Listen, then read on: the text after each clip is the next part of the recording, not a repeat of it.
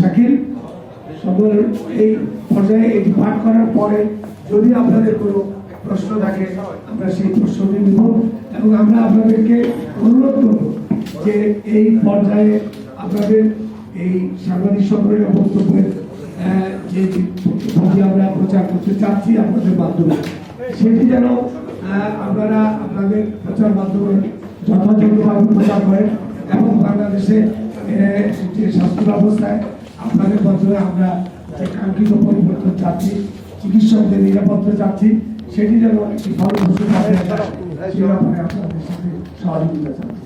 আপনাদের ধন্যবাদ। খোদা হাফেজ। ধন্যবাদ।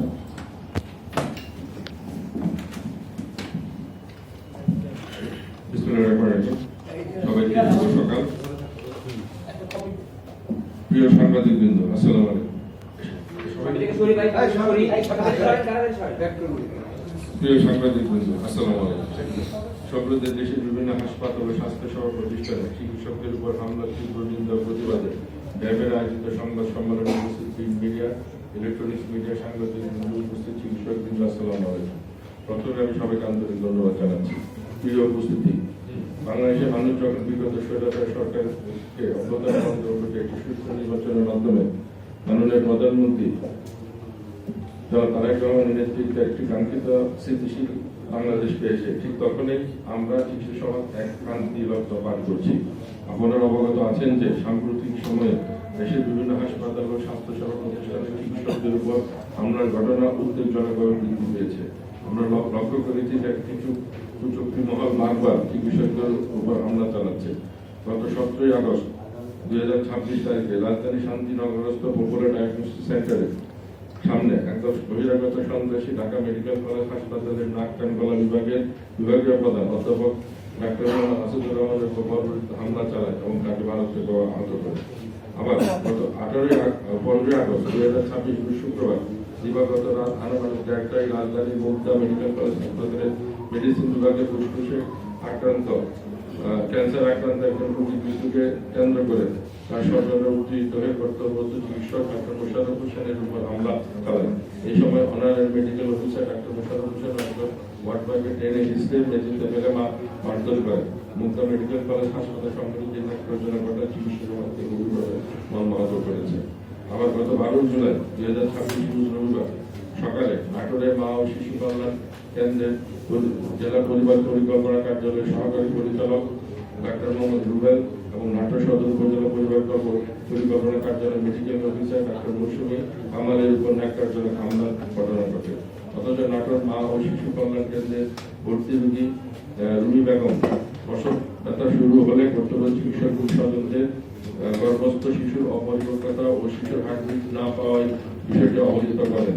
রোগীকে উন্নত চিকিৎসার জন্য নাটোর সদর হাসপাতাল স্থানান্তরের পরামর্শ দেওয়া হলেও রোগীর স্বজনরা সে পরামর্শ গ্রহণ করেনি।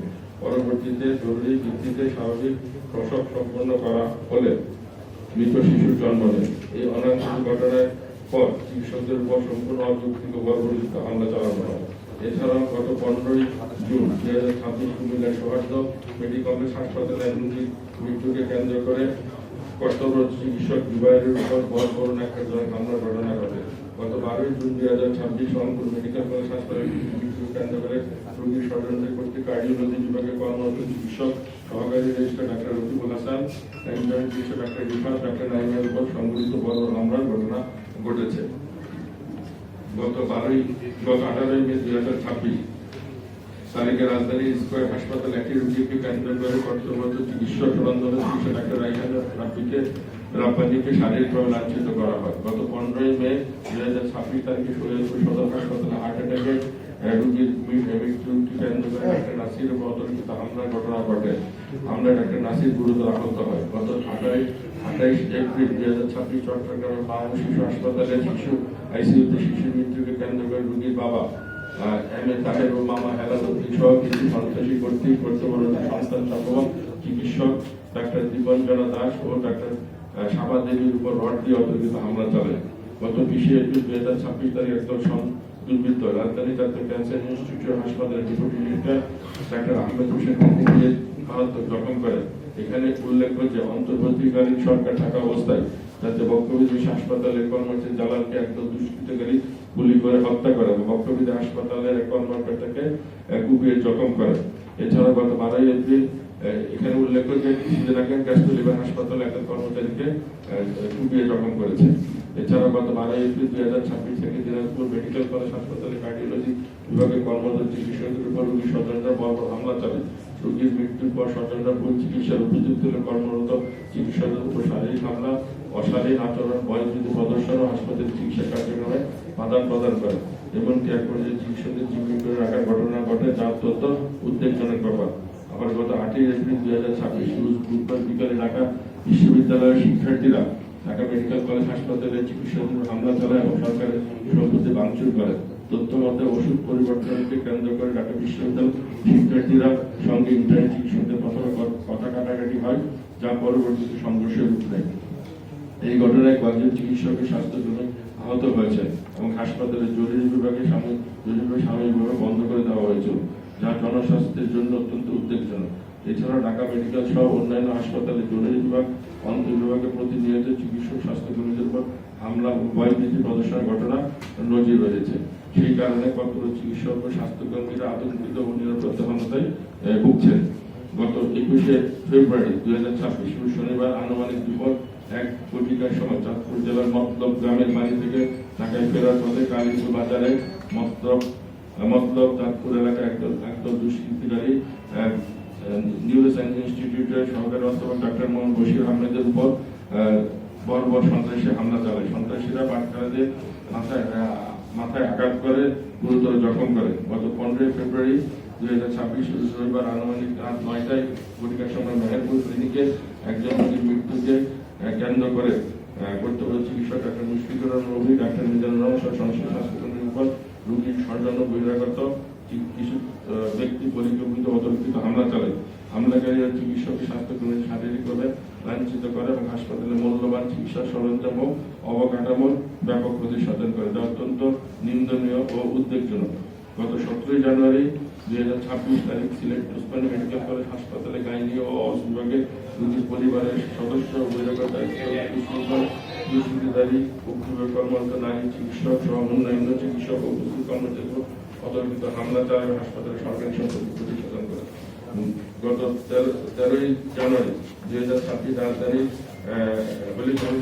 মেডিকেল কলেজ হাসপাতালে কর্মরত চিকিৎসক পরিচালক ও বিশেষ কর্মচারীবৃন্দের উপর অকস্মাৎ কর্তৃপক্ষ উশৃঙ্খল অবসরপ্রাপ্ত বহিরাগত সমন্বয়ে একদল সন্ত্রাসী জীবননাশক হামলা চালিয়েছে এবং শারীরিকভাবে লাঞ্ছিত করেছে।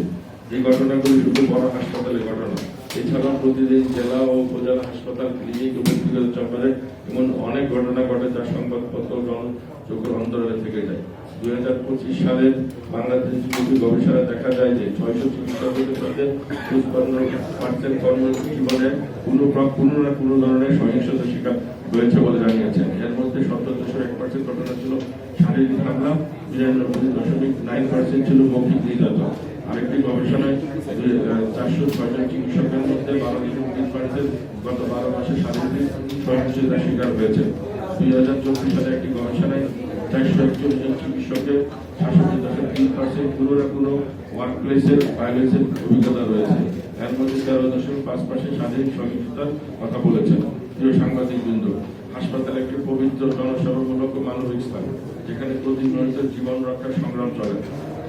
চিকিৎসা সমাজ এই মহান সেবায় থেকে মানবতা এক দৃষ্টান্ত, অনন্য দৃষ্টান্ত স্থাপন করেছেন। দীর্ঘ পরিশ্রম, নিজের ব্যক্তিগত জীবন ও পারিবারিক সমাজ বিসর্জন দিয়ে পবিত্র ঈদুল সহ জাতীয় ছুটিতে তারা মানুষের জীবন বাঁচানোর ব্রত পালন করছেন। অথচ মানব সেবায় নিয়োজিত এই চিকিৎসকদের ও স্বাস্থ্যকর্মী প্রতিষ্ঠানের বড় কাপুরুষতা হামলা কোনোভাবেই গ্রহণযোগ্য নয়। একটি সমাজের মৌলিক মানবিক মূল্যবোধ ও আইন শৃঙ্খলার চরম অবক্ষয়ের এক ভয়াবহ প্রতিফলন এটি। চিকিৎসক ও স্বাস্থ্যকর্মী নিজের জীবনের ঝুঁকি ক্লান্তিহীনভাবে কোনো প্রকার প্রতিদান আশা না করেই রোগীর সেবায় আত্মনিয়োগ করেন।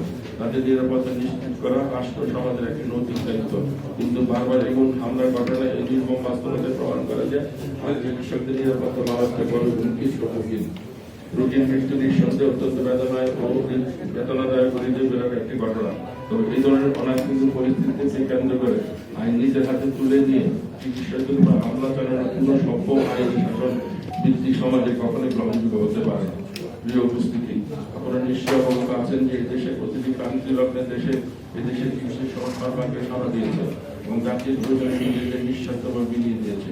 1971 মহান স্বাধীনতা যুদ্ধে অস্ত্র হাতে এবং দুই হাসপাতালে আহত যোদ্ধাদের সেবা দিয়ে চিকিৎসা সমাজে অতুলনীয় ভূমিকা রেখে তার জাতি চিরকাল কৃতজ্ঞ চিত্তে স্মরণ রাখবে।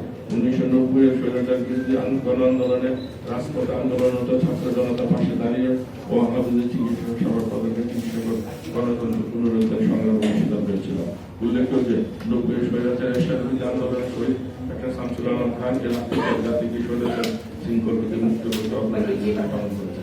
এছাড়াও সম্প্রতি 24 জুলাই অভ্যুত্থানে এদেশের চিকিৎসকের যে অসামান্য সাহসী ভূমিকা রেখেছে তাই ইতিহাসের পাতায় স্মরণ করতে থাকবে। এখানে উল্লেখ আছে 24 জুলাই অভ্যুত্থানে 2 জন চিকিৎসক শাহাদাত বরণ করেছেন। জীবনের ঝুঁকি নিয়ে আহতদের চিকিৎসা দিতে গিয়ে অনেক চিকিৎসক নিজেরা ফেসিস্ট হাসিনার প্রসারণ করেছেন, ফেসিস্ট আক্রমণের শিকার হয়েছেন, শাস্তিমূলক পদোন্নতি বঞ্চনার শিকার হয়েছেন। তবুও তারা তাদের মানবিক দায়িত্ব থেকে এক মুহূর্ত পিছপা হয়নি। শুধু রাজনৈতিক আন্দোলন নয়, বন্যা, খরা, ঘূর্ণিঝড়, ভূমিকম্প, যে কোনো প্রাকৃতিক দুর্যোগ ও মহামারীতে দেশের চিকিৎসক সর্বদা মানুষের পাশে থেকে মানবতার এক উজ্জ্বল ও অনুকরণীয় দৃষ্টান্ত স্থাপন করে এসেছেন। করোনাকালীন সময়ে চিকিৎসা সেবা দিতে গিয়ে 180 জনের অধিক চিকিৎসক মৃত্যুবরণ করেছেন। তবুও এদেশের চিকিৎসকগণ জীবনের ঝুঁকি নিয়ে চিকিৎসা সেবা অব্যাহত রেখেছেন। প্রত্যন্ত অঞ্চল থেকে শুরু করে দুর্গম চরাঞ্চল পর্যন্ত দিন রাত এক করে তারা মানুষের জীবন বাঁচানোর সংগ্রামে নিয়োজিত থেকেছে। এই ইতিহাস ত্যাগ ও আত্মত্যাগের প্রেক্ষাপটে চিকিৎসকদের নিরাপত্তা নিশ্চিত করা ও তাদের প্রতি সম্মান প্রদর্শন করার প্রতিটি নাগরিকের নৈতিক দায়িত্ব বলে আমরা মনে করি। উল্লেখিত যতগুলো ঘটনার কথা বলা হয়েছে সেগুলোর সাথে সংশ্লিষ্ট অপরাধীদের কাউকে চিহ্নিত বা দৃষ্টান্তমূলক শাস্তির আওতায় আনা হয়নি, যা অত্যন্ত দুঃখজনক। এখানে উল্লেখ্য যে বাংলাদেশের স্বাস্থ্য ব্যবস্থার প্রতি জনগণের আস্থার তীক্ষ্ণতা তৈরি হলে স্বাস্থ্য ব্যবস্থার জন্য মানুষের বিদেশমুখিতা বৃদ্ধি পায় এবং এই সময়ে এই সমস্ত ঘটনাকে আমরা দেশ বিরোধী গভীর ষড়যন্ত্রের চক্রান্তের অংশ বলে মনে করি। উপরিউক্ত প্রেক্ষাপটে ডক্টর বাংলাদেশ সরকারের কাছে দাবি জানাচ্ছে যে হাসপাতাল ও স্বাস্থ্যসেবা প্রতিষ্ঠানসমূহে যে কোনো ধরনের হামলায় জড়িতদের অতি দ্রুত গ্রেফতার ও দৃষ্টান্তমূলক শাস্তি নিশ্চিত করতে হবে, যাতে ভবিষ্যতে কেউ এই ধরনের ঘৃণ্য কর্মকাণ্ড বাড়াতে না পারে। একই সাথে হাসপাতালের নিরাপত্তা ব্যবস্থা জোরদার করতে হবে। দেশের প্রতিটি সরকারি বেসরকারি হাসপাতালে পর্যাপ্ত নিরাপত্তা নিয়োগ, সিসিটিভি নজরদারি ব্যবস্থা এবং জরুরি বিভাগের পুলিশ টহলের ব্যবস্থা করতে হবে। একই সাথে চিকিৎসা অবৈধতাজনিত অভিযোগের জন্য সুনির্দিষ্ট আইনি কাঠামো গড়ে তুলতে হবে। অস্ট্রেলিয়া, যুক্তরাজ্য, চীন, ভারত সহ পৃথিবীর বহু দেশে চিকিৎসক সুরক্ষা আইন বলবৎ আছে। বাংলাদেশের চিকিৎসক স্বাস্থ্যকর্মী চিকিৎসা সুরক্ষা আইন প্রণয়ন এখন সময়ের দাবি। কোনো রোগীর মৃত্যু বা জটিলতা নিয়ে অভিযোগ থাকলে বা সহিংসতার মাধ্যমে নয়, যথাযথ তদন্ত কমিটির মাধ্যমে নিষ্পত্তি সুনির্দিষ্ট আইনি কাঠামো বাস্তবায়ন করতে হবে। সর্বোপরি হাসপাতালে চিকিৎসকদের প্রতি সহিংসতা রোধে গণমাধ্যম, সামাজিক যোগাযোগ মাধ্যমে সমূহে ব্যাপক জনসচেতনতামূলক কার্যক্রম পরিচালনা করতে হবে, যাতে চিকিৎসকদের জনগণের আস্থা আরো দৃঢ় হয়। ডক্টর বাংলাদেশ মনে করে ও বিশ্বাস করে চিকিৎসক ও স্বাস্থ্যকর্মীদের নিরাপদ কর্মপরিবেশ, স্বাস্থ্য প্রতিষ্ঠানের নিরাপদ পরিবেশ দেশের জনগণের আস্থাশীল স্বাস্থ্য ব্যবস্থা করার পূর্ব শর্ত। তাই আমাদের সকলের নাগরিক দায়িত্ব স্বাস্থ্য খাতের অস্থিতিশীল পরিবেশ সৃষ্টি, যে কোনো ষড়যন্ত্রের বিরুদ্ধে সবাইকে সচেতন থাকতে হবে এবং জনগণের আস্থাশীল স্বাস্থ্য ব্যবস্থা গড়ে তুলতে আমাদের দল এবং নির্বিশেষে ঐক্যবদ্ধভাবে কাজ করতে হবে। আপনাদের প্রতিশ্রুতি দিচ্ছি, নিরাপদ কর্মপরিবেশ নিশ্চিত হলে চিকিৎসক ও স্বাস্থ্যকর্মীরা তাদের সর্বোচ্চ মেধা ও শ্রম দিয়ে জনগণের আস্থাশীল স্বাস্থ্য ব্যবস্থা নিশ্চিত করবে ইনশাআল্লাহ। পরিশেষে সবাইকে পর্যন্ত আমাদের বক্তব্য শোনার জন্য ধন্যবাদ জানাচ্ছি। বাংলাদেশ ধন্যবাদ, সবাইকে ধন্যবাদ। এখন আপনাদের হলো ডক্টর সংবাদ সম্মেলনটি করল। সারা বাংলাদেশের শিক্ষকদের উপরে যে হামলা হয়েছে তারই প্রতিবাদে এই সংবাদ সম্মেলন।